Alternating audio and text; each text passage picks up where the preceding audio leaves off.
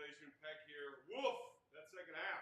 Bulls fall to the Warriors 131-106 after going into the break up 1. A lot of bricks, a lot of ugly play in the second half. Vooch, just 9 points. Doesn't mean anything. We'll talk about it next on CHGO Postgame.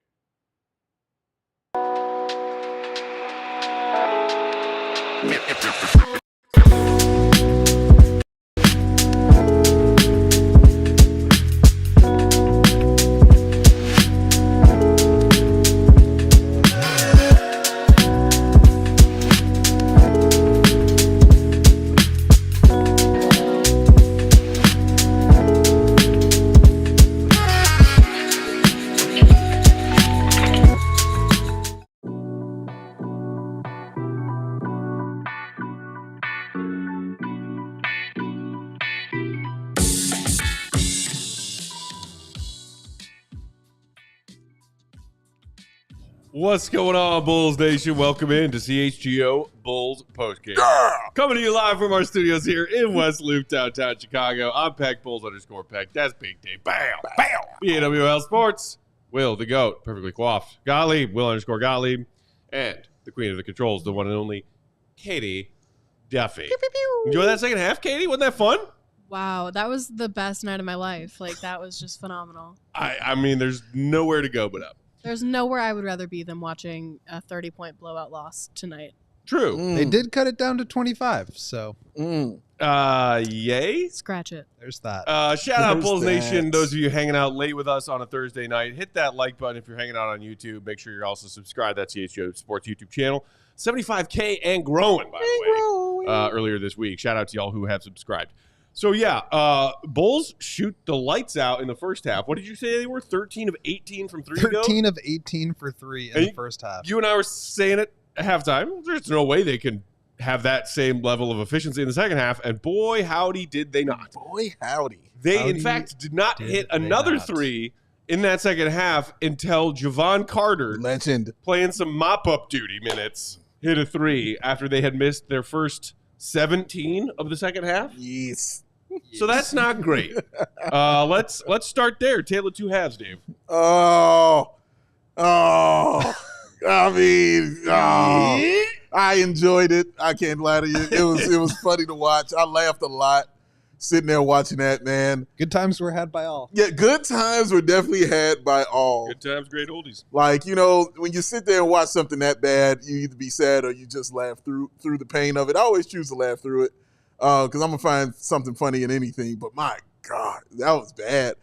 The bench of the Warriors, my goodness. Don't they have 5 players in double figures off the bench? Yeah, Santos, 19. Post, who we were talking about in pregame, 20. Oh. Schroeder had 11. Moses Moody, 16. And Pods with 10. That's ridiculous. They had 80. 82. Excuse me, 82. Don't want to leave out the measure 2. 82 points off the bench.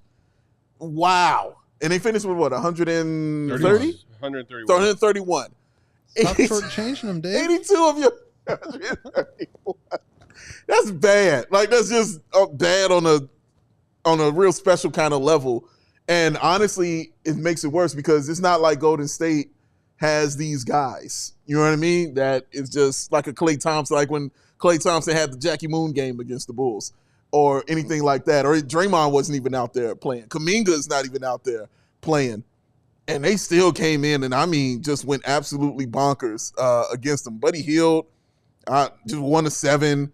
You know, Gary Payton II just out there chilling. Steph Curry, very modest 21 on 8 of 19. Super modest times. Well, what's crazy is as a group, this is insane. See, there it is, right there. Good times Join in. Are about to be had by everyone who's going to hear this stat, which is the Warriors shot 25 of 57 on threes. That is insane. That's insanity. And they are not up where the Celtics or even the Bulls are as far as three-point attempt rate this season. Nowhere near. They're in the top 10, but it's not like the Warriors are shooting 50 plus. I guarantee you that's the most threes they've made this year. I'm going to look it up right now. I mean, it could be. I mean, they came in and set records, you know, against these Bulls, man. And like, yeah, Steph hit 5 of his 12 3 attempts, but Santos, 5 of 6 off the bench. Moody, 4 of 7. Quentin Post. My guy. 5 of 10 from 3. QB. I mean, did he have to? Did he have to do that? When we spent all pregame getting ourselves excited. Steve Kerr, Steph Curry talking in these recent games where their second-round rookie finally has gotten some tick for the first time all season. And they're like, wow, having to stretch big sure is nice. And we're sitting here being like, all right, where's that first for Vooch? And then their second-round rookie outscores Vooch. Yeah, he did. He outscored, I think, everyone on the Bulls, with the exception of Zach. Zach had 24. Nobody else had more than 16. Post had 20. He had more made threes, and I would venture to guess more total points today than he had in his entire career combined. I mean, he was 3 of 12 for his NBA career behind the arc coming into tonight. And it's okay. And he made 5 tonight. Oh, my God. Why? So bad. Why did it have to go down that way? So bad. But yeah, it just shows you again. It plays into just how bad the Bulls have been defensively. Oof, man. This year, it definitely plays into that aspect of it. 22 points in his career up to tonight. Yeah. And tonight he had 20. Yeah. I mean, yeah. Again, he's not going to be playing the Bulls every game, so I don't expect him to be like, okay, I'm going to be a 20-point scorer now. If he does, more proud to him. I just don't expect that to be the case. But the shots that he had, Matt, I mean, so wide open on those threes that he had. Not really contested. Nobody really getting out there. But that's what it's like sometimes when you're playing with Steph Curry. But again, it wasn't just Steph out there, as we mentioned, doing his thing. It was the whole entire bench. The way they were running their offense in that third quarter, man, honestly was really beautiful to watch. They were getting all the offense. They were getting the offensive rebounds as well, keeping possessions alive and making the Bulls absolutely pay on the other end. And the Bulls couldn't hit the broadside of a barn, as Will Perdue would say. And I still don't even know what he be on that. But it makes sense. I got him broadside of a barn. Right. I on. use that expression. Yeah, well, shout out to Matt Peck as well. I'm pretty sure I said that about Dalen, like within the last 10 days. When's the last time you've been in the barn, by the way? I drive past Barnes sometimes when I'm hanging out up in Mish. Barnes and Noble, baby. Hey, pew, pew. But yeah, they got their ass whooped. You can't pew pew yourself. Sure, I can. Crazy. I honestly can do anything I like. I honestly can. Pew pew pew pew. It was just like, it just made me laugh just watching the Warriors just dismantle them in that second half, man. And oh my God, just watching guys like Patrick Williams. Look, man, that dude has been trash. All right, like it's been really, really bad. I believe finished 3 of 11. My God, 3 of 11 in 27 minutes. Man, when he again 5 quick early points. Yep. And we all said, okay, what's the over-under for the game? And I think you said like 5.5? And I was like, I'll give him 7.5, but I'm taking the under. He finished with 7. Yeah, there you go. Shout out to him. Finishing with 7 points. I think also in the first quarter, Vooch had 7 quick ones, and he finished with 9. Patrick had 5 quick ones, and he finished with 7. So they had 12 points combined in the first quarter. It also is odd that on a night, or not on a night. 4 more combined points in the final 3 quarters. My God. And also, I was just looking it up. The Warriors actually have made more threes in a game this year. 27 of 54 against Dallas in a loss, which is crazy. In a loss? Oh, man. But yeah, so 25 makes Luka tonight must have been definitely playing. Most threes attempted and second most threes made. Wow. And I'm sure that there are some of them in our comments. I saw some of them on Twitter, like the whole like when the threes aren't falling, do something else crowd of Bulls Nation, which is huge lift in volume of 3-point shooting this season that I am generally speaking not opposed to, and boy were they knocking them down in the first half. And that is the curious thing. It's like they got Vooch some early looks. They did. And then in the second half, as you're just missing 3 after 3 after 3 after 3, Vooch ends the night with 9 shot attempts. Something wrong with that, bro. Like that to me is eyebrow raising. Why? Yeah. We don't get that. We came in talking like, oh man, this is definitely going to be a showcase game for him. We know he wants to get in there and play, and he honestly looked like it. Like he came out very spry. And against that Warriors front court. Yes. Like, come on. He knew he was going to be getting the ball, doing his thing. And he was early on, like you mentioned, 7 quick ones for him. But it just seemed like they forgot him like after a while. Now, I'm not even blaming none of this on Zach. Zach did what he always does in that second quarter. when it's that 5-minute mark until it's Zach time. That's when he does his thing. And he went absolutely nuts. Him and Steph Curry had a mini battle. That was really, really fun. That was probably the most entertaining part if we're talking about from both teams tonight. That was the most entertaining part, was watching Zach and Steph Curry have a little tiny mini battle for a little bit. And Zach was, man, he was hitting all his shots. And it was fun to watch, and it was cool to see that. But then in that third quarter, they just really kind of went away from Vooch, and I don't understand it because usually that's not the game plan of the Bulls. Usually Vooch doesn't have an issue getting the ball and getting a chance to score, or even getting at the three-point line and getting a chance to get those shots up. But it seemed like it was an issue tonight, and even when the switching was happening from Golden State, they still couldn't get him the basketball. Like, it was confusing to me, Will. Like, I just didn't get it. Yeah, and I think part of it, too, was just, like, the floodgates kind of open for the Warriors. I mean, they weren't shooting poorly at all during this game. In the first half, they were 11 of 26 on threes, so that's 42%. That's really good. But yeah, I mean, they finished 25 of 57. So they just they kind of exploded in the second half there. And when you're not scoring, or you're missing shots, or you're turning the ball over, and you can't get into rhythm on offense, and now you can't get any stops, and they're just making everything, and Quentin Post is lighting you up, and Pajemski's hitting a couple, and Moody's got some, and Steph, you're worried about him at all times, like running over screens. He gets away. It just gets away from you. And this is kind of like, I mean, watching the Warriors a bunch from 2017 to 2020, where they were just like, let teams hang around in the first half, and then third quarter, they win by 30, and then Steph and KD get to sit down for the whole fourth quarter and rest. That's kind of what this felt like, except for it was Quentin Post. And that part. I mean, just kind of like this cast of role players that in the first half just didn't look very good. Yeah. And then in the second half, everything went in. Yeah, it was like just ragtag bunch. It's like the Suicide Squad out there. Like, Post and Santos and David and all these guys. I'm like, who? What? Yeah. When? Where? And why? And how?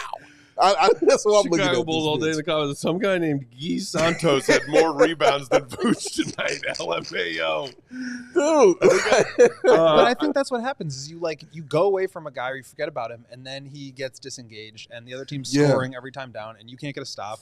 And I think they just kind of fell apart. And I think that's what's been happening these last couple of games. Yeah. I know they won the last one, but they've now lost 6 of 7, right? And so when that starts to unravel, it starts to unravel. And I think that really affects guys emotionally and mentally in games. Mostly mentally and obviously physically, too. Yep. Yeah. Trick Daddy Dexter in the comments. Need Antonio Blakeney back on a 10-day if this gets drastic. I mean, they kind of have their version, right, of THT. Not disrespectful. THT is the modern-day Blakeney. But he's the spark plug scorer off the bench. And he got 11 minutes, and he didn't really get much going. No, and speaking of that Bulls bench getting worked and their minutes, our guys, C-Red UK in the chat saying, hopefully Billy learned something from Steve Kerr tonight. You don't need to be a big name or a vet to play.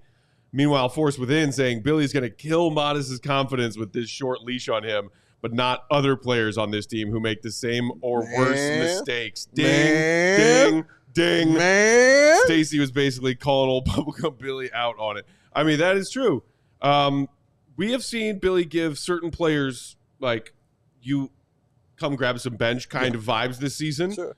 But, I mean, that was a quick hook on Modest in his first half tick. He played 2 minutes in the first half. 2 minutes. And, he got, I think it ended up being an and one on that left elbow play where he and Vooch got kind of, crossed up in a screenplay, and he tried to catch up to the play and ended up committing a foul. And but is that worth pulling him off the floor? No, because I don't think so. So he was -7 in 2 minutes 10 seconds, 0 for 2 from the field with a rebound. And at that point in the game, the Bulls are up. They're trying to be competitive, and so I understand why. I think people see the box score, or they see the dunks or highlight stuff, and it's exciting. You want to see more of Modest. I do too. But I also think that there's a lot from a rotational schematic standpoint and from a physicality standpoint that Modest is not ready for, or that Billy, maybe he is, but Billy doesn't trust him for it yet. That part. And if you're trying to win games and you don't trust a guy to execute, then you're not going to get in. I think Billy is trying to give him minutes, gift him minutes that he hasn't necessarily earned. He hasn't earned them because he hasn't had a chance to. But I don't put that on Billy again. I think that's like direction. And I know you're not saying that, but I can feel a lot of people frustrated with Billy because of that. And to me, it's like, that's not his problem. That's a franchise direction problem. And I do expect that to change. If post trade deadline, we're still seeing this, I will be saying something differently. That I can promise. I want to say I agree with you, but I can't. I can't. I do agree with some of what you're saying. I do. I agree with a lot of what you're saying. Agree. But I can't absolve Billy from this. I can't. I cannot absolve him from this, though. He is a part of this as well. Like, as soon as that play happened with Wiggins and one, the first thing I said, he was like, please don't take him out the game. And that's immediately what he did. Took him right out the game. Confidence gone. Destroyed. Whatever he was doing and trying to build, he can't build if you continue to tell him, stop working. Like, that's why it's going to take forever to build, man. He's not worried about his growth. He's worried about winning games today. Yeah, Right. I feel you. But when the guy actually is really good at something as far as defensively, give him a second to get involved. Okay, Wiggins is one of the best dudes in the league as far as the post is concerned. He's really good at that. So he gave up an and one against him. Many people have, like against Andrew Wiggins. That's what happens. But my God, you don't take him out the game and say, forget it. I'm not saying that you are wrong or unjustified. I'm just saying my interpretation of Billy's perspective on this is, if I don't trust the guy to help me win right now, I just can't have him out there. But you can trust. Oh. We got to take a pause of that conversation to shout out some sponsors. We will get right back into it on the other side. Nice. Hit the like button and make sure you're subscribed while we share these words from our friends and sponsors. CHGO Bulls Post Game tonight brought to you by our friends at Prize Picks. Prize Picks is the best place to get real money sports action. Join the over 10 million members and sign up today. Prize Picks invented the flex play, which means you can still cash out if your lineup isn't 100% perfect. You can even double your money even if one of your picks doesn't hit. And as somebody who has had plenty of experience with 5 out of 6, come on, 4 out of 5, right there, and it hurts. Prize Picks says, well, you know it hurts. You did most of the work. You got most of it right. Here's some winnings. Prize Picks puts their members first, so all withdrawals are fast, safe, and secure. When my picks hit, I get my money in as quick as 15 minutes. Prize Picks now offers MasterCard plus the recent addition of Venmo. Quick and easy deposits, which way you slice it, into your accounts this sports season. And man, NFC, AFC, 2 big football games this Sunday. We got Mahomes versus Allen. My goodness. We got Jalen versus Jaden. Yes. Like, my God. More. So many things to pick. Yards, tutties. I'm gonna make all the picks. That's it. Make all the picks. All the picks. As a very happy football fan on Sunday. Huzzah. And then make some money. You can too. All you got to do, just download that Prize Picks app, y'all. And with promo code CHGO, you will get $50 instantly after you play your first $5 lineup. Again, download the Prize Picks app, enter promo code CHGO. You will get $50. Either way, whether you win, whether you hit that pick or you not, or you don't, when you play your first $5 lineup. Prize Picks, run your game. Oh, Prize Picks. Fight to the ball. For the best way to start 2025, you know what you need to do. See, I got Ray Chrysler Dodge Jeep and Ram, and shop the Start Something New sales event to score some of the New Year's best savings on a new vehicle. Hurry in today and browse their huge inventory of new vehicles. And right now, get 0% financing on all new 2024 Jeep models. Or shop over 125 vehicles priced under $20,000. You heard what I said. Let the amazing team at Ray CDJR help you during each step of your car shopping journey. Because with that Ray's Price Promise, the numbers you're hearing right now are the same prices you can expect to shop in-store or online. Why? Because Ray's Price Promise means no price changing, no add-ons, and no hidden fees. Since they prioritize affordability for their customers, hurry into Ray CDJR today and shop one of Chicago area's largest inventories, then drive home with more money in your hip pocket than you'd expect.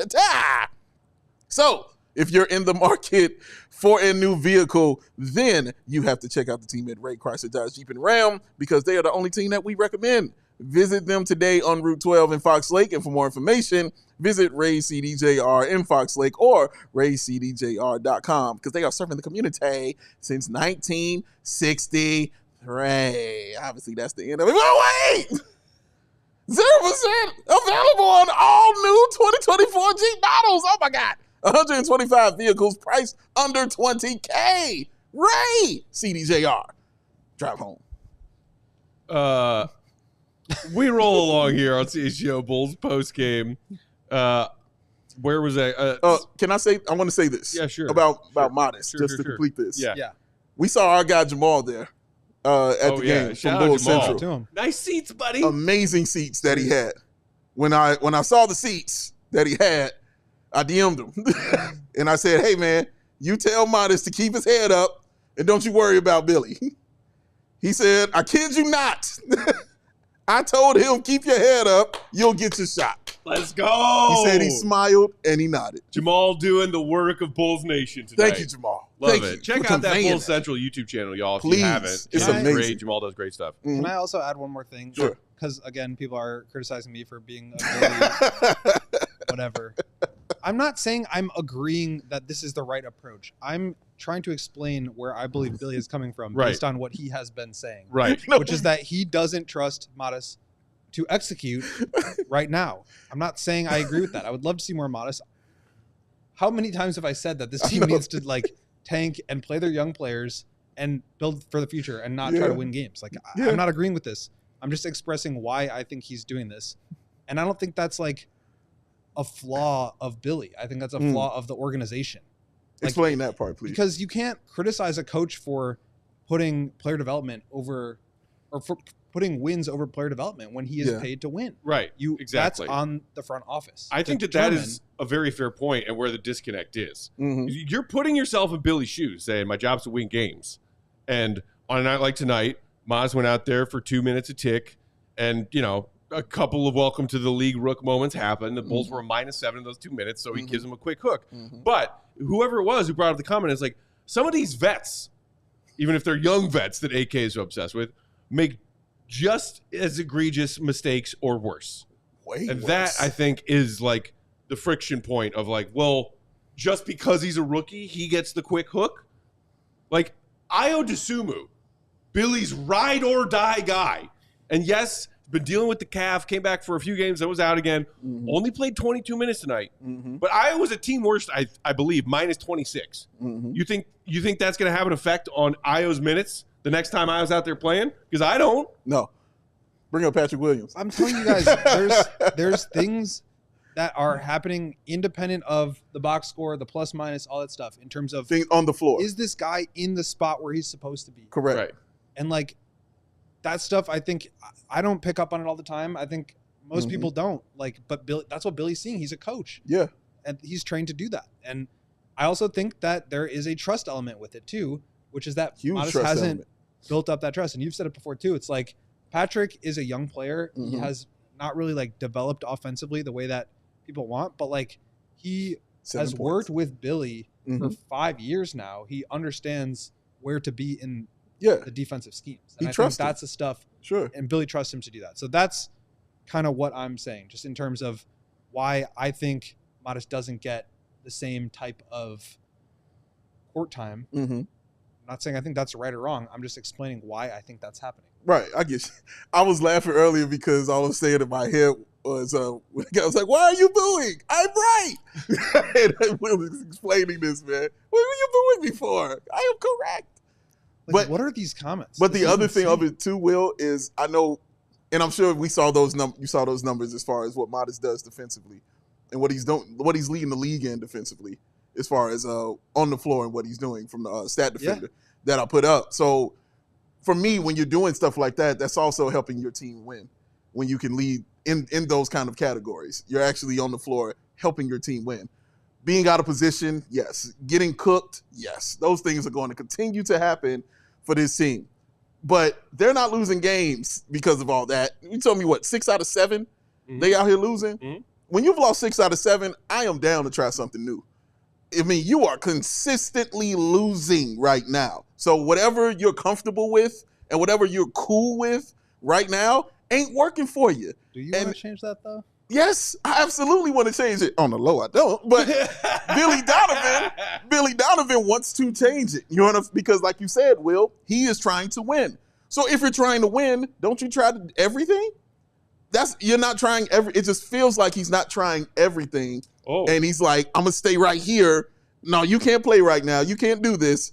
But I'm gonna go with these veterans I trust a little bit more. I don't think THT should have that much more trust than a Modest Vucevic. You can have THC on the floor because you can see what he does offensively. Obviously, I get that. That makes all the sense in the world. They're out there for different purposes. Yes, but they're two different hires. One's a gun for hire.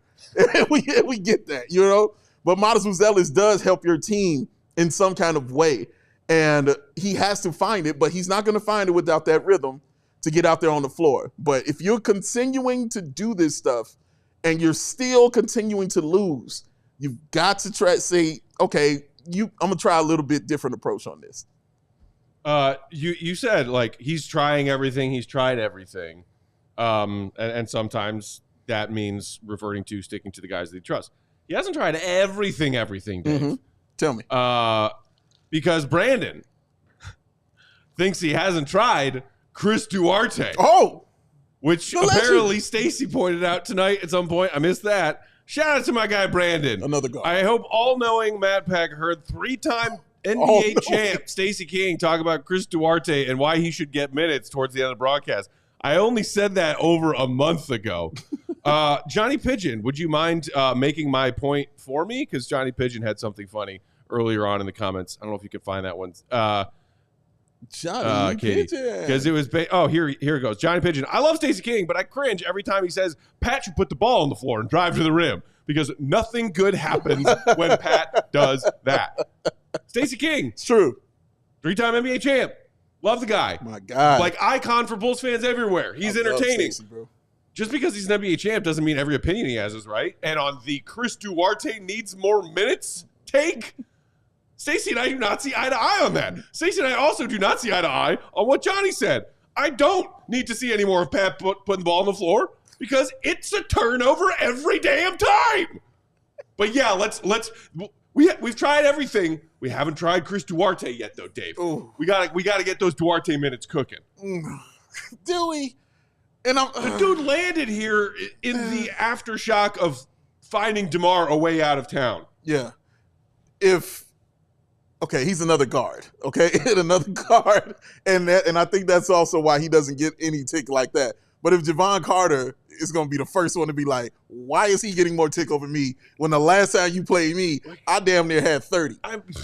Like, what are you talking about right here? So, and if Bulls fans are going to complain about minutes, and who's getting them, are you really more upset about Duarte than Matas Buzelis, the number 11 pick?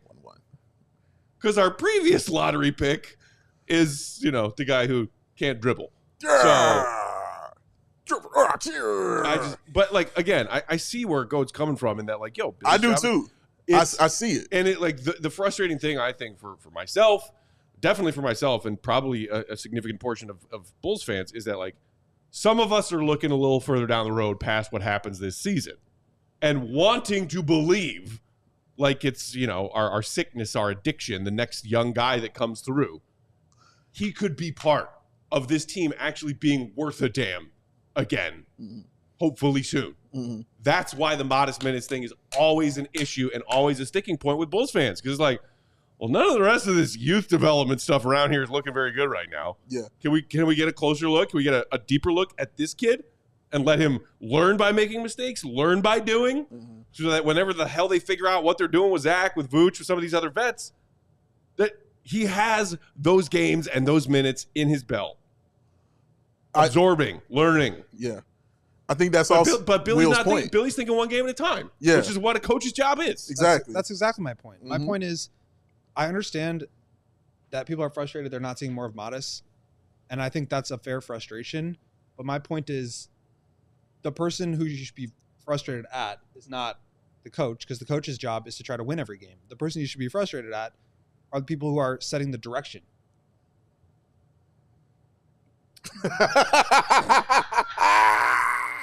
GOAT. I love the folded hands Yes. around the base of the microphone. That was Will the Gottlieb, ladies Apparently, and gentlemen. I picked the wrong time to go to the ISO cam. I thought he was going to It's keep always cooking. the wrong time. to go to the Actually, ISO it was cam. the right time, Katie. I thought he was going to keep It is cooking. always That the was wrong perfect. time to go to the ISO cam. Could have dropped the Law and Order at the side, right? In the criminal justice system, there are Bulls executives, there's a Bulls coach, and there's some underdeveloped young talent. And there's a guy who covers it all. These are their stories. Cong cong. Oh, on that note, let's knock out a couple more ads, and we'll come back and keep talking about tonight's game. Thanks for hanging out late with us. Y'all hit that like button if you didn't do it the first time around. Woo! Oh, man. We have fun. Matt likes to eat. Meat? That's the thing. I do. He does. Uh-huh. He enjoys it. Doesn't matter the variety. Delicious cheeseburger. As long as it's in bleeding, he wants it on the plate. Put it there. Boo. All right? He wants it all. Ooh, gobble, gobble, whatever. Sure. He wants it all. Hand it to him. Cluckety cluck? Oh, cluckety cluck. Then you bring it in. Katie right there. She's down for them chicken wings and some chicken tenders. Ooh, yeah. She enjoys all that. Go, no stranger to it neither. Mm-hmm. Me myself, I don't get down that way. But you put that shrimp in front of me, oh yeah, it's getting on. Where can we go to get all this stuff? Of course, Hooters, ladies and gentlemen. Because, ladies and gentlemen, quick question. Is there any better combination than Hooters and Chicago sports? I won't wait. I'll just let you know. There is not. What makes the original Hooters so special? I will tell you. They care about their people, the food they serve, their guests, and of course, their community. An experience like none other, based on years and years of hard work. Oh man, you want to save some money? That sounds great, Dave. I'd like to save some money. Well, let me save it for you. Grab Hooters chicken tenders, fries, or the chicken tender tacos and fries. $9.99 each. Or if you're feeling bold, try Hooters' new mango habanero wang sauce. Toss your wings or tenders in this sweet and spicy kickstart to 2025. And of course, you cannot forget the $6 holla. That $6 legendary margarita available all day, every day. Get on down to Hooters, man, and enjoy yourself. Cheer on your favorite teams from any of the 11 Chicagoland Hooters locations. Of course, you're going to want to be there on Sunday as well, as the games are coming closer to the big game, February 9th. Why not watch it at Hooters and enjoy the wangs, the scenery, and, of course, the ice-cold drinks. You can even order online for pickup and delivery if you just want the food and you want to get home. You can check them out at originalhooters.com. Yum, yum, yum, yum, yum. Ooh. A fun way to mix up your hanging out at Hooters watching the game is to go to the game if you want. I don't mind that at all. Like our guy Jamal. Shout out to him. Courtside at the Chase Center. My goodness. Shout out to him. That's why you gotta Big D, what time is it? Check out that Game Time app, y'all. Game Time has a new feature called Game Time Picks that makes getting tickets for events even easier. Game Time Picks filters out all of the fluff to show you only incredible deals on great seats, so you don't have to waste time searching through thousands of tickets to find the best value. Whether it is a sporting event, concerts, comedy, theater, whatever you want, Chicago's got it all. All of it. Check all of it out. They also, of course, at Game Time, curate their selections to make it easier to find the best value to all of those things. They also have all-in pricing, a toggling feature that shows you your upfront total. No surprise fees, no hidden fees that just pop up right before you hit that pay now button, which everybody obviously hates. They, of course, also have that seat view feature. You got to know where the best seats are, what the view looks like, how close you are to the aisle, your escape route. If things start to go sideways, they also provide Game Time ticket coverage. Your tickets are guaranteed to be delivered on time, and your purchase is covered with the most flexible customer service policy in the ticketing industry. So here's what to do. Take the guesswork out of buying tickets with Game Time. Download the Game Time app, create an account, and use promo code CHGO to get $20 off your first purchase. And yes, terms do apply. Again, create an account, redeem code CHGO for $20 off. Download Game Time today. Last minute tickets, lowest price guarantee. Because, well, what time is it? Game Time. Hoot. I was just wondering why I was warm. I had my child on. Your child isn't It's running? like, what am I warm for right Man. here? Shout out. 11 degrees. Just FYI. The shout out to Gotta get my Neo air Duty conditioning 8 unit who going. just said, "Hey, I'm late. This is my second time watching the live show. I always listen on the pod when I'm working. Love y'all. We love you too, Neo Duty. Yeah, shout out to the different digestive feature of YouTube. Yes. As opposed to, I still am like a OG like pod listener. Yes, I don't know sir. about you. Do you watch or listen to more podcasts? I probably listen to more than I watch. Yeah, Definitely listen more. probably listen more. It's easier to multitask while listening to a pod than watching a pod. It's very true. Those of you who hang out with us on YouTube and subscribe to our YouTube channel and tune in to see, well, a couple of beautiful faces and this ugly mug, thank you. Well, let's see what the Utes do. Katie, how do you consume your podcast? Yeah, I have never watched a podcast in my life Mm, aside really? from CHGO. I've definitely watched some, but I've watched a couple. I listen but- more often. Yeah, more often I'm a listener. I'll catch the good parts on YouTube. I'll catch the clips, the shorts. Check out ours, or like on Quick plug. Twitter or whatever. But yeah, I can't sit and just watch like an hour long. I can listen to it. I just can't watch it. Can't just watch it. Okay, I feel that. I think she's right. Johnny's asking if we have enough likes yet for a Tankathon spin. Hit the likes. Yes, Well, hit the I mean, likes. you do hit Where some more are of we? them likes. That is Katie's purview. Yeah. Do we have enough likes for a Tankathon spin? 47 is pathetic. Oh, There's that's nowhere There's close to enough. I think it's triple digits, right? 130 people watching this. And not even 50. Listen, yeah. You want to take a down spin, you know what to do. On the topic of the Tankathon, Oh, let's go talk time. Hey, it's not like a whole thing about this, but I just wanted to point out that the Bulls finished their road trip, 3 games away. Yep. They come back to the United Center on Saturday playing the Okay. Sixers. to face the 76ers, Correct. who are behind them in the standings. So Big that's tank game. a big one for the Tankathon. It is. The old Tankathon. It is. It's a big one, man. No Embiid, probably. Well, No Paul George. And they have not been playing no well. McCain. Probably They've no lost Kobe. 8 in a row. Probably no Kobe for the Bulls after we heard that bone bruise update Yeah. from Casey in as we were talking about in pregame. Yeah. Zach might have a fever that day. I don't know. I don't know. That's kind of what I'm getting at. Is like, are they? This is a big one for, right? I mean, the head-to-head No, you're matchup right. with the team behind them. You're right. And actually, by the way, in the Tankathon standings right now, Portland has actually jumped Philadelphia. So Philadelphia is 7th, Portland is 8th, and the Bulls are 9th. Bulls are 2.5 games back of Philadelphia, or up, depending on how you're looking at it. So, yeah, I mean, if there was ever a game for a back spasm, that would be it. The Bacchiotomies coming out that game. You're right. That's going to be interesting one to watch. I think Andre Drummond will have a game though. I just saw somebody in the comments tonight say, I miss Andre Drummond. Oh man, That's how you know Bulls Me fans too. are down bad. Do you really miss Andre Drummond? The Bulls did get worked on the boards tonight, by the way. I think by like a margin of 15 or 16. That rebounding was crazy. 65-49, Warriors had the edge in rebounding. The Bulls were chucking up a whole lot of bricks, so Yeah. obviously that presents a lot of opportunities for rebounds. The Bulls shot 39% from the field tonight. I They need to shot laugh actually them better apples. from 3 than the field. They did. And we just talked Despite about how that they missed. horrendous second half of three-point shooting, still managed to Every shoot three they 40 took. from 3, and they shot In a 39.1 from the 21-minute field. window from the start of the half until 3 minutes to go when Javon Carter came in.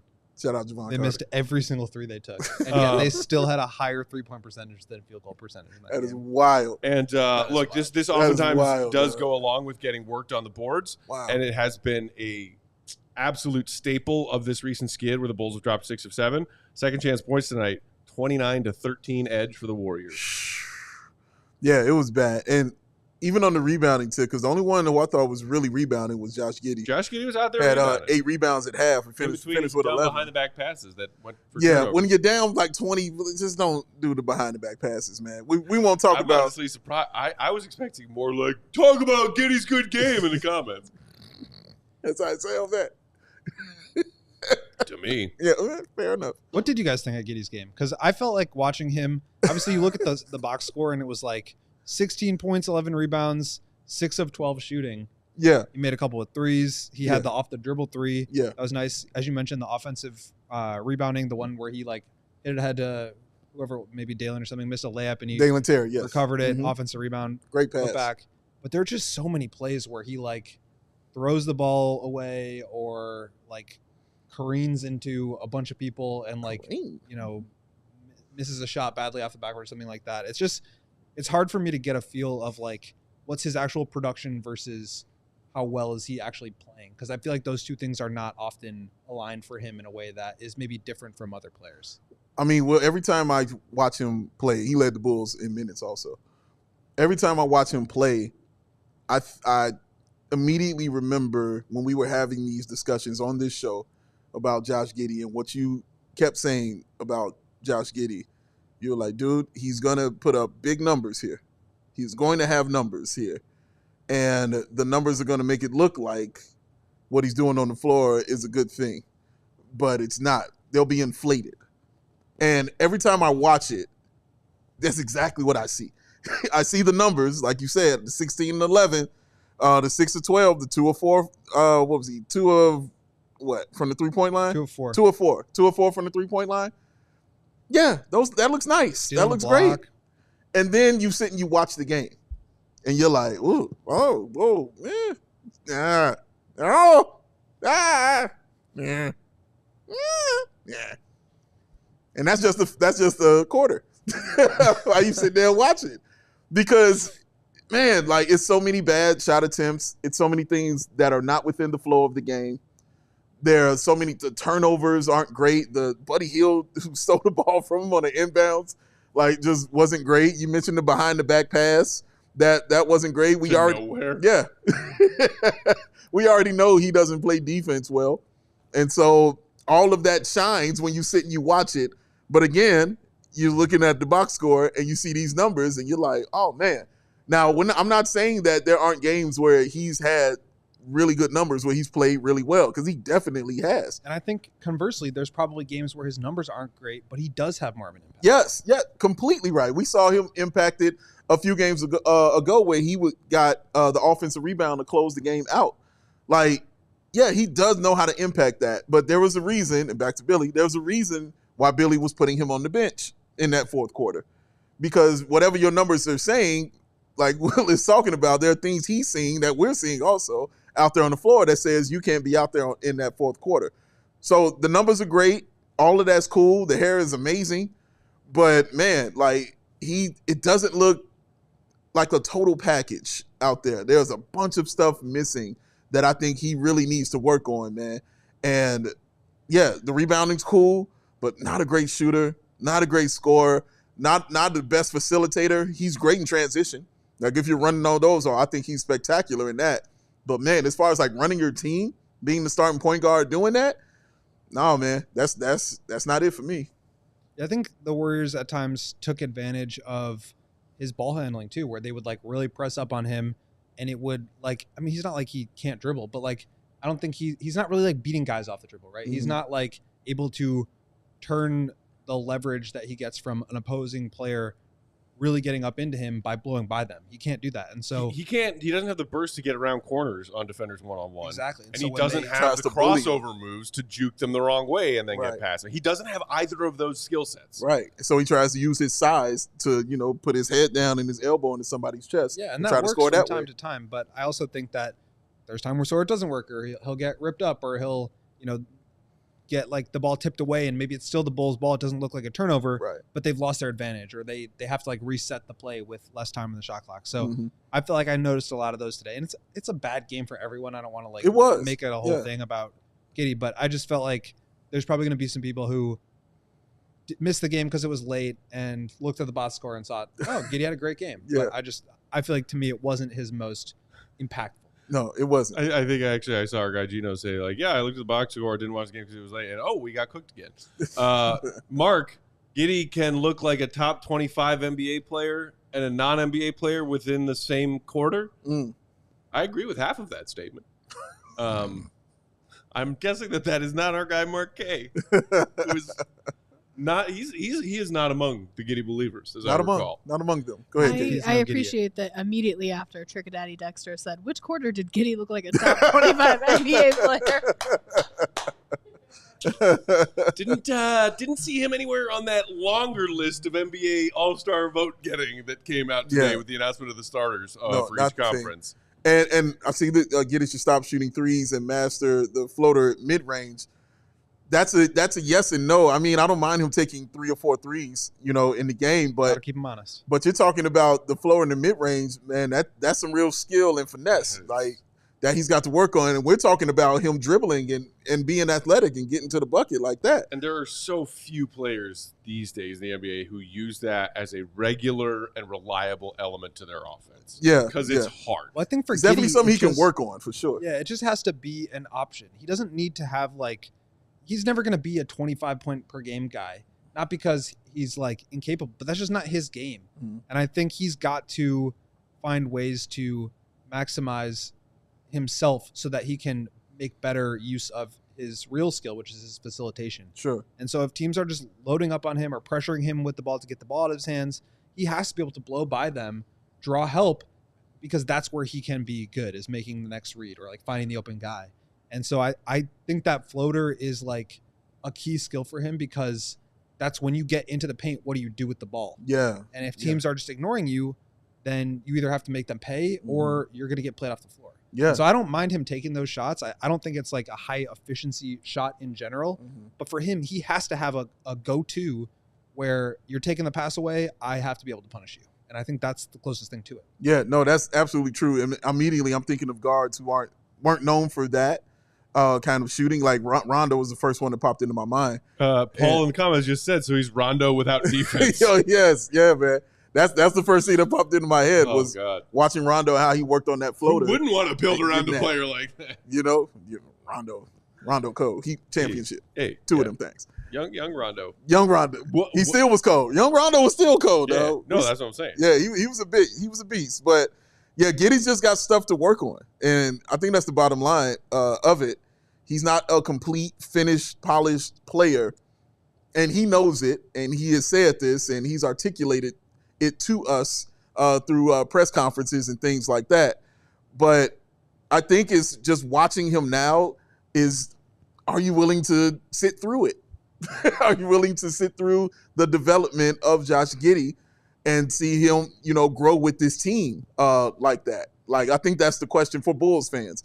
Are they willing to do that kind of thing? But he can play. I'm not going to tell you, he's trash. I'm not going to say that about Josh Giddey. He has moments I'm like, yeah, you can play. You can play in this league for sure. But people got to calm down a little bit. You know what I mean? He's this kind of guy or something like that. I got to chill on that one right there, bro. He's a good player and all. I shouldn't even say he's a solid player.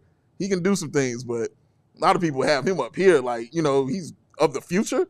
Hey, bro, he got stuff to work on, all right? He got to get these things together. The last thing I want to say about it, this is the second game or third I've seen him play with Lonzo Ball, and he puts up these, again, kind of numbers like that. And it's because, like I keep saying, Lonzo Ball takes away all the other stuff that you have to do. He lets you concentrate on what you can do best.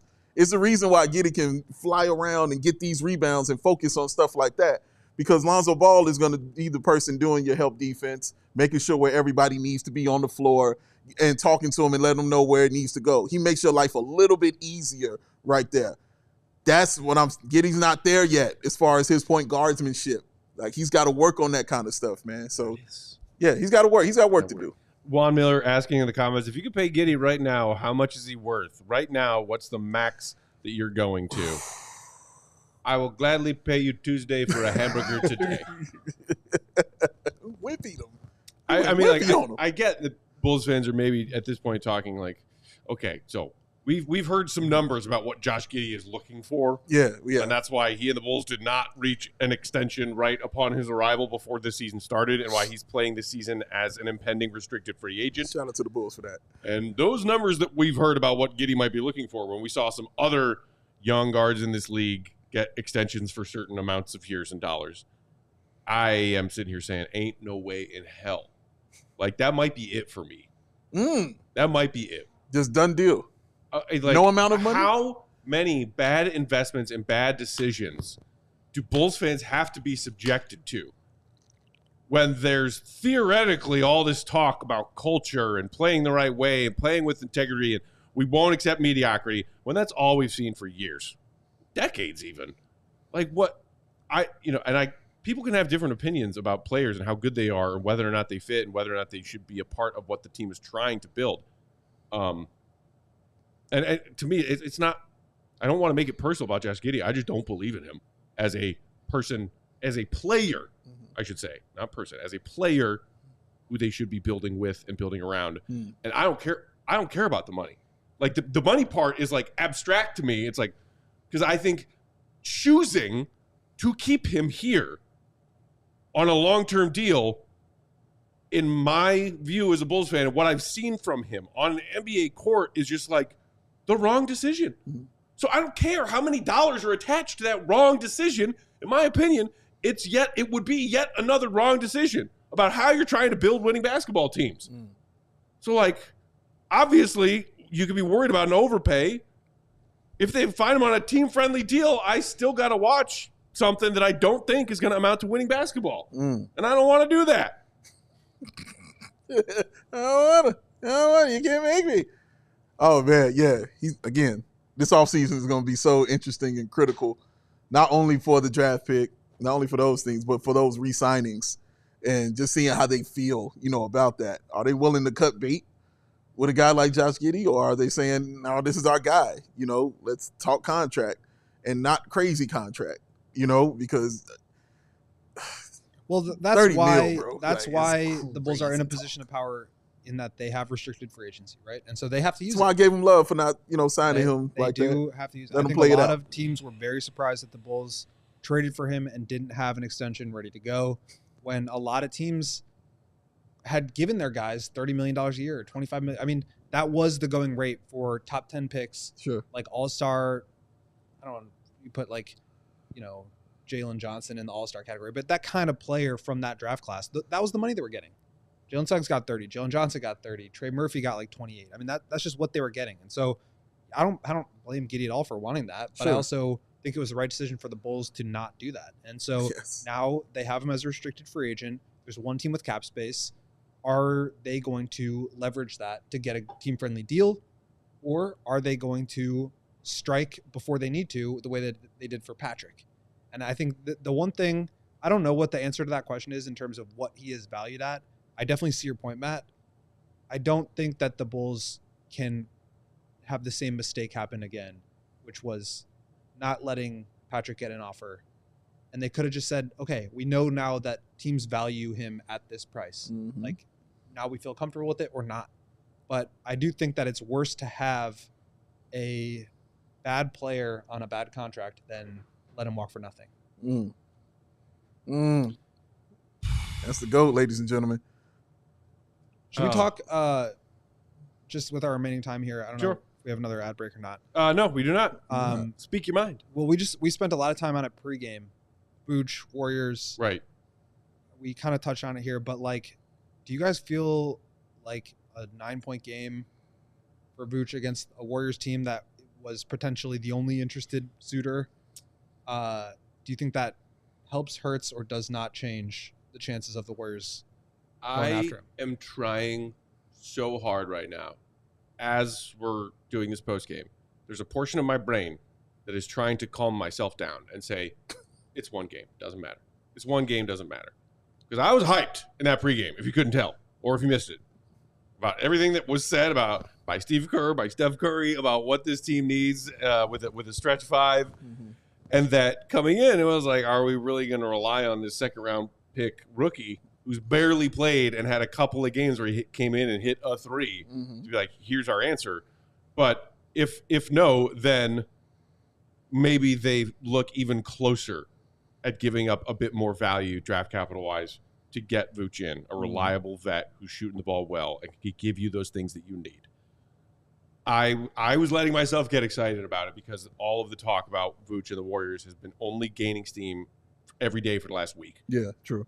And I know we're still 2 weeks out, so it might come down to how desperate or how aggressive the Warriors want to be in the last 24, 48 hours. Or does somebody else get involved? But like, or does somebody else get involved? I'm trying to tell myself that it's one game, it doesn't matter. But I am also sitting here saying, God damn it, did it have to be that Vooch had a dud of a game after scoring a quick 7 and then vanished, and their second-round draft pick rookie, who no one heard of as a Bulls fan until tonight, or maybe some of you did, but came off the bench and knocked down 5 threes. Why did it have to be both of those things? Because I am internally panicking right now. One I could have been okay with. Couldn't do both. Honestly, I think there's definitely something to what you're saying, for sure. But obviously, that's just not how my brain works or operates. So that little part of your brain is me, the one that's saying that, don't worry about it, it's one game. That's me. That's literally me talking to Matt in his head.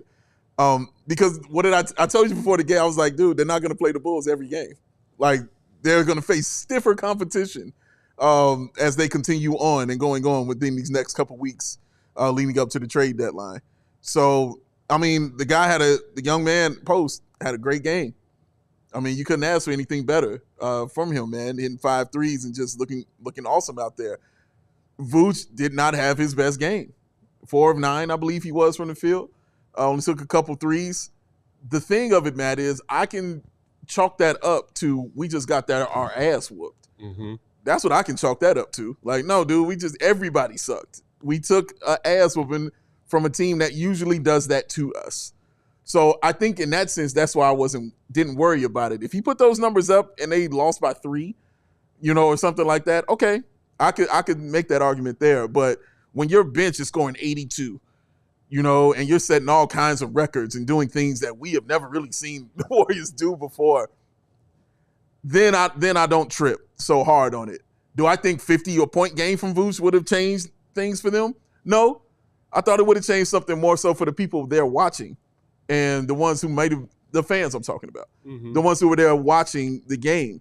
It might have changed something for them and may have been more talk on their platforms. Right. As far as, we really need to get this dude here. He just dropped 50 on our team. Right. But I don't think the 9-6, 4-4 steals, they'll go on their platforms and say, guys, we don't need him. We're cool with post.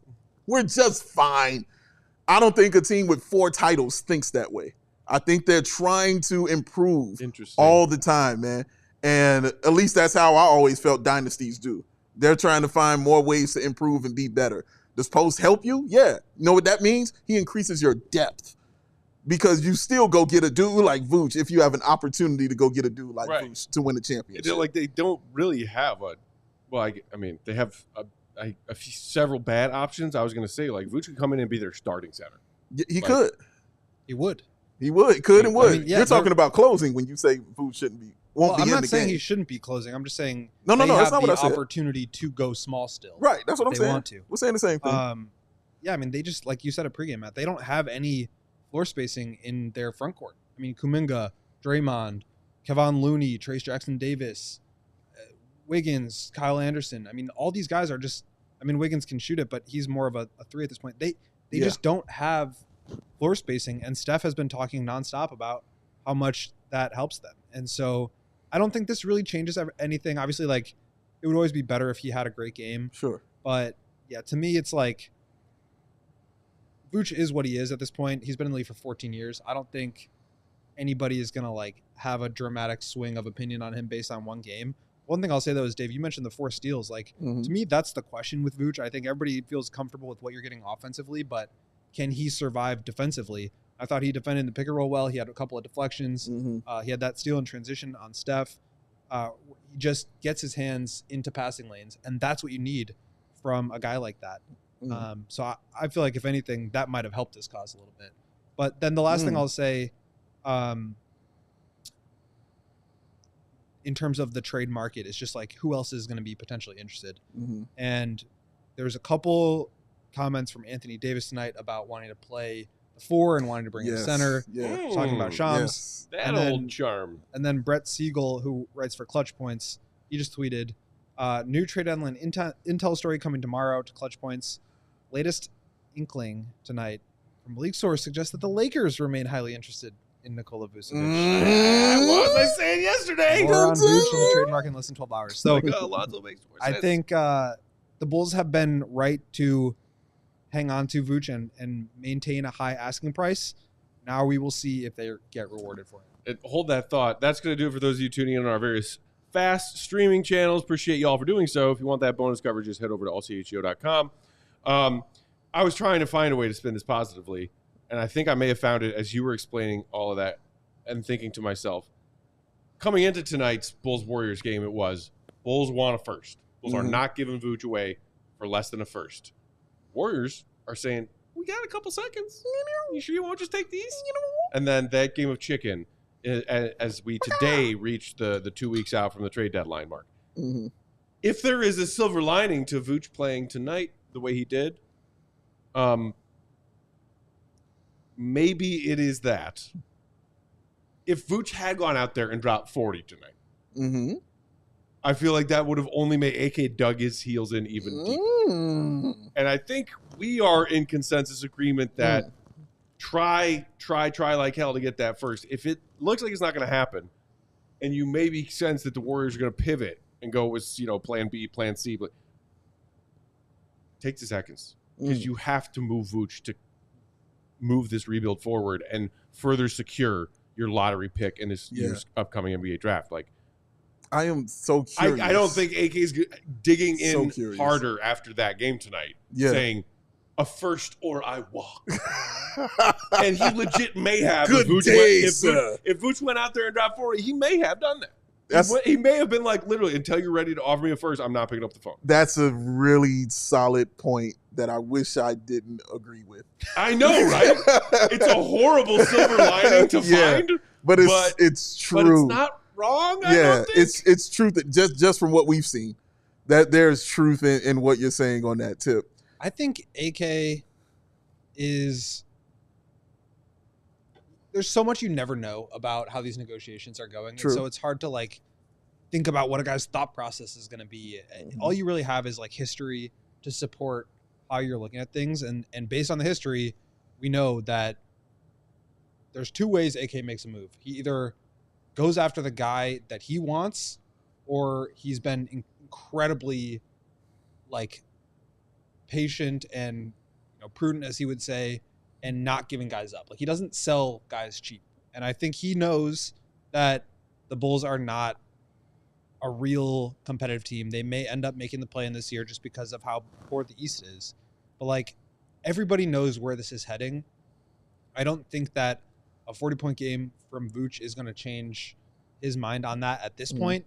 But I also don't know that it just helps his negotiating power. I think the one thing that could is another team getting involved, because now you can start a little bit of a bidding war. And so if the Lakers are interested, now two Western Conference teams who are competing over the 6th seed or a play-in or whatever it may be are in the race for the same player.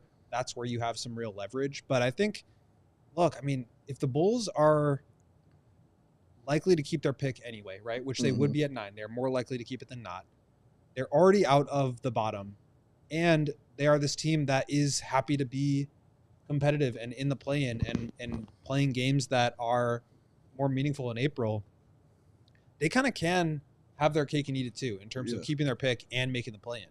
And so if you want to get a guy from AK who is happy where he is, who is happy to be in the play-in and still keep his pick, you're going to have to pay to have him come off that position. And I think that the Bulls have some leverage in that as well. So they have to then be willing to keep him, right? If you don't get what you want. Yeah. And that, I think, is the real question. If the Bulls get a first-round pick out of this, it will have been because AK played the negotiation part right. Yes. They get a second out of it, it will be because they held out and they still couldn't get what they want, but they understood that they needed to move on.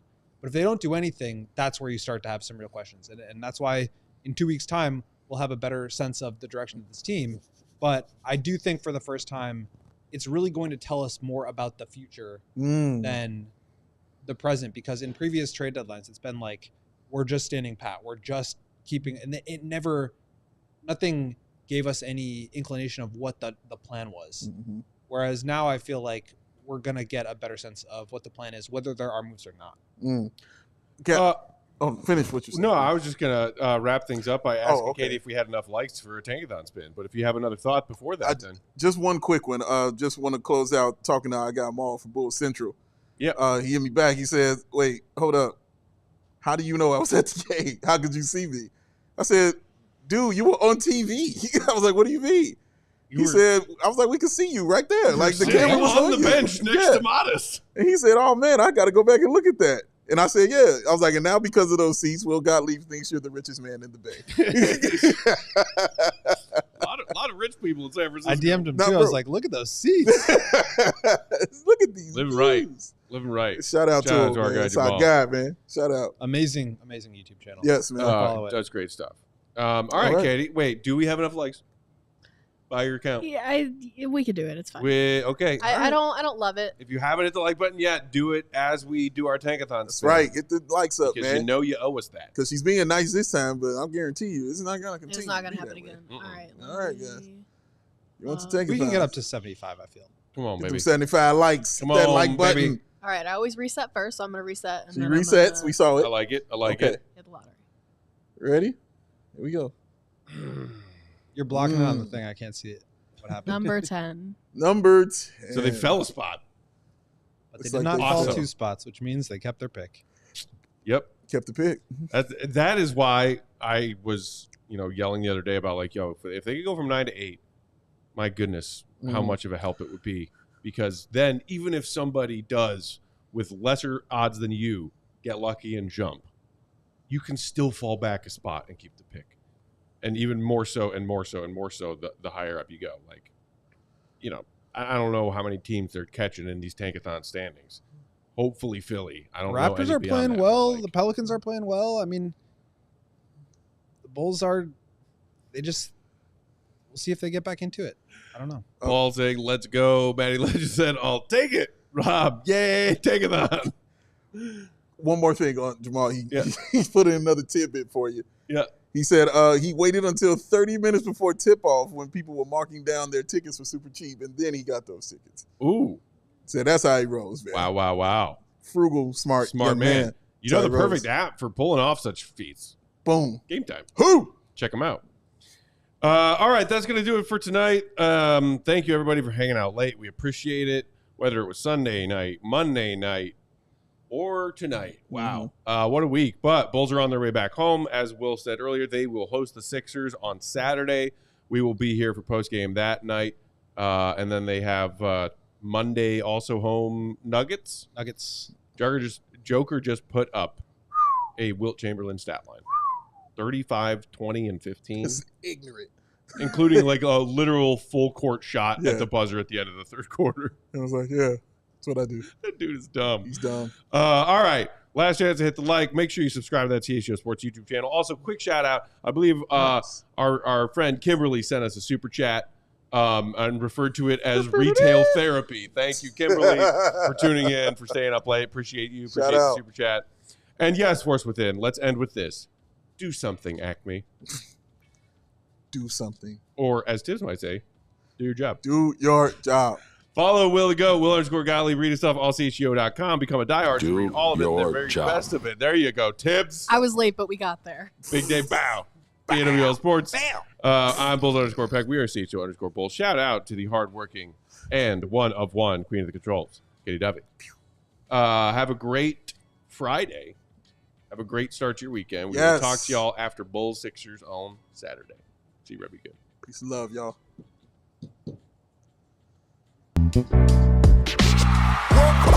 We all silly like the mayor.